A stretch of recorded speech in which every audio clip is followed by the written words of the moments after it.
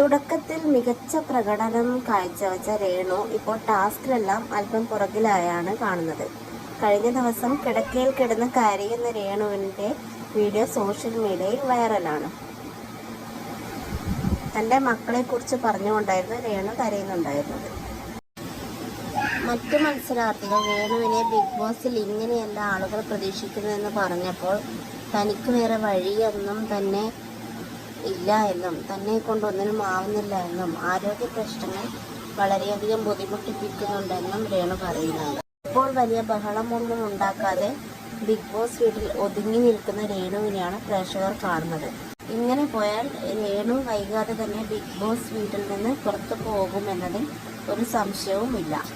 Social മീഡിയയിൽ താരമായി നിൽക്കുന്ന സമയത്തായിരുന്നു ബിഗ് ബോസ് വീട്ടിലേക്ക് രേണുവിൻ്റെ വരവ്. പ്രേക്ഷക സപ്പോർട്ടും ഏറെയായിരുന്നു ഈ താരത്തിന് ഉണ്ടായിരുന്നത്.